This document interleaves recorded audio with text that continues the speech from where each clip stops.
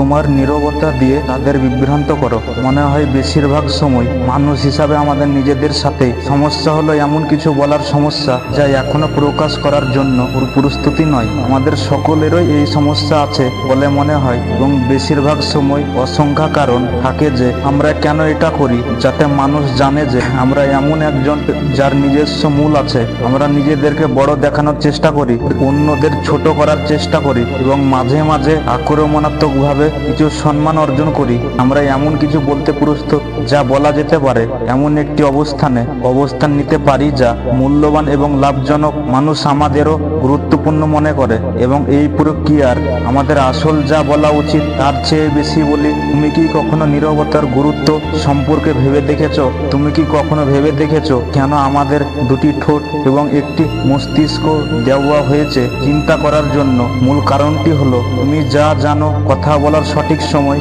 এবং সঠিক সময় সম্পর্কে যুক্তি দেওয়া। কখনো আমাদের কথা শোনা প্রয়োজন এবং কখনো আমাদের চুপ থাকতে হবে, এমনকি যখন আমাদের চারপাশের পরিস্থিতি আমাদের কথা বলতে চায়।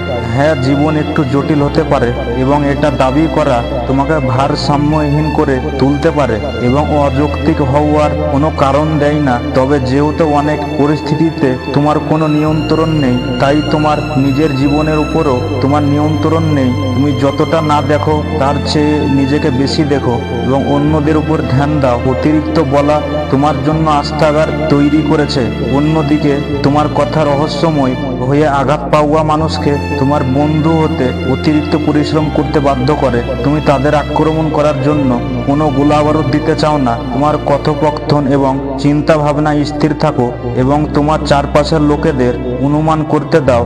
তাদের ভাবিয়ে রাখো এবং তাদের দিকে তাকাও। তোমার জন্য কাঁধে কাঁধ মিলিয়ে তারা তোমাকে চিৎকার করবে যদি তুমি কিছু না করো। তুমি কিছু বলো না যখন তুমি চাও না, তখন তারা তোমাকে ডাকতে আসবে। শান্ত থাকো, কিছু বলো না। তুমি তাদের উপকার করছো না, তুমি নিজেদের উপকার করছো। তোমার কাছ থেকে কিছু না শুনে তারা যখন চাইবে তখন তাদের অনেক কিছু ভাববে। তোমার কাছে গেলে তুমি সেই ছেলে বা মেয়ে হয়ে যাও যা তাদের নিজেদের সম্পর্কে অনিশ্চিত বোধ করার নীরবতা তাদের আত্মবিশ্বাসকে ব্যাহত করে।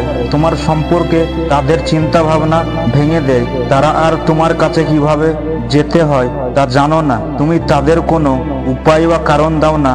এটা এমন যে লোক তাদের বন্ধুদের সাথে পার্টিতে যায় এবং নাচে না, তার নাচের চাল দেখে কেউ হাসবে না কারণ সে নাচেনি।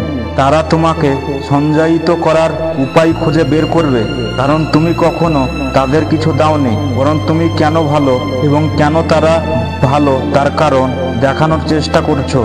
ভুল কেন নীরব থাকো না এবং তোমার স্বপ্নের দিকে অবিচলভাবে কাজ করো না। মনে রেখো যে তোমার চারপাশের পরিস্থিতির চেয়েও ভালো লক্ষ্য আছে। আমরা শুনেছি যে নীরবতা হলো বোকার প্রতি সর্বোত্তম প্রতিক্রিয়া। তোমার চারপাশের মানুষদের অজ্ঞতা বোকা হওয়ার প্রয়োজন নেই।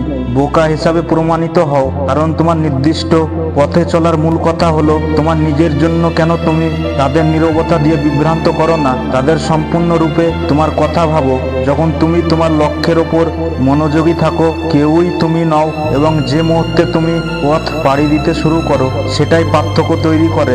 মনে রাখবে যে কেউ তোমার সম্পর্কে কিছুই জানে না। সেই মুহূর্ত তুমি বুঝতে শুরু করবে যে তুমি কে তা বোঝানোর জন্য কথা বলা আসলে কাজ করে না। তোমার তাদের বলার দরকার নেই যে তুমি কে।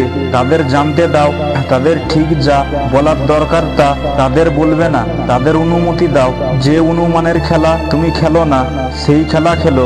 যদি তারা তোমার কাছ থেকে কিছু নেতিবাচক কাজ আঁকতে চায়, তাহলে তাদের যে কোনো কথার জবাব দিতে হবে। শুধু তাদের চুপ করে থাকতে দাও এবং তোমার কাজগুলো হাসি মুখে কথা বলতে দাও এবং তাদের বিভ্রান্ত করো। তোমার কিছু না বলার পছন্দের সাথে যা করতে হবে তা হলো শোনো এবং তোমার কণ্ঠস্বর খুঁজতে দাও।